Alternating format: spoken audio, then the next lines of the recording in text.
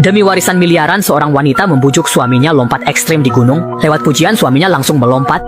Wah, Namun usai lompatan itu, hening seketika. Jangan tertipu, aktingnya memanggil suami dan pura-pura cemas. Dalam hati dia senang karena videonya membuktikan kematian suaminya bukan salahnya. Tapi, dia harus membayar mahal kecerdikannya. Karena kapal pesiar ini otomatis versi tertinggi, dia yang cuma bisa mobil manual tak tahu cara mengoperasikannya. Akibat tindakan ngawur, kapal berputar liar dan dia pun ketakutan. Dia mencengkeram pinggiran kapal, ingin berteriak, tapi sadar tempat ini terpencil dan tak ada siapapun. Panik, dia mencabut kunci hingga kapal berhenti. Dia mencoba menelepon, namun tak ada sinyal karena jauh dari kota. Putus asa, dia meringkuk menunggu keajaiban. Kapal terus hanyut ke hilir dan saat dia sadar, air terjun sudah dekat. Dia segera mengambil tas dan pakaian untuk melompat, tapi kakinya kaku tak mau bergerak. Saat itu dia teringat ada pelampung di kapal, namun karena panik, pelampung malah terlempar jauh. Melihatnya menjauh, wanita itu panik luar biasa. Putus asa, dia akhirnya masuk ke kabin, menunggu ajalnya.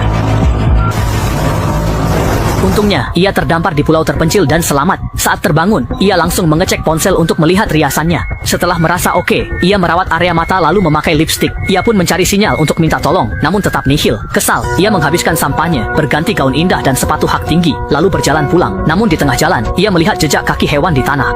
Tiba-tiba, beruang menatapnya. Sadar bahaya, wanita itu balik arah dan lari. Beruang mengejar, ia tak bisa kabur, lalu jatuh. Saat hampir diterkam, ia melempar sepatu haknya ke beruang. Tak disangka, aroma sepatu itu mengalihkan perhatian beruang. Ia pun lolos. Namun, langit gelap dan suhu hutan turun. Untuk melawan dingin, dia terpaksa meniru cara membuat api dengan gesekan kayu sampai tangannya kapalan. Tapi tetap gagal. Terpaksa dia melompat-lompat untuk menghangatkan tubuhnya. Tiba-tiba, dia melihat hewan berwarna putih seperti pemangsa. Karena takut, dia lari lalu tersandung dan pingsan.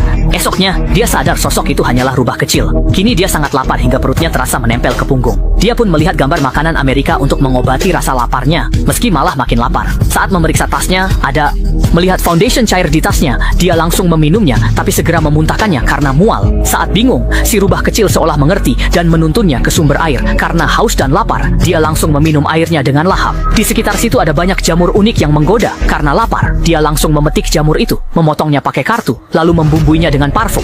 Setelah menyantap hidangan jamur besar, meski rasa laparnya teratasi, ia seketika merasa pusing dan kepalanya berputar-putar. Ia melihat rubah kecil tadi seolah-olah berubah menjadi makhluk ajaib. Ternyata, jamur itu beracun. Racun tersebut mulai menyebar ke seluruh tubuhnya. Pandangannya gelap, lalu ia pingsan. Untung ia tak makan terlalu banyak, sehingga segera sadar kembali. Saat hendak lanjut, tiba-tiba ia terkejut melihat kepulan asap tipis dari hutan di depannya. Menyadari adanya asap, ia pun segera bergegas menuju ke arah tersebut. Namun, ternyata itu bukanlah asap dari orang yang sedang memasak, melainkan pohon besar yang terbakar sendiri karena suhu panas. Saat ia merasa putus asa, tiba-tiba pohon raksasa itu roboh dan jatuh tepat ke arahnya.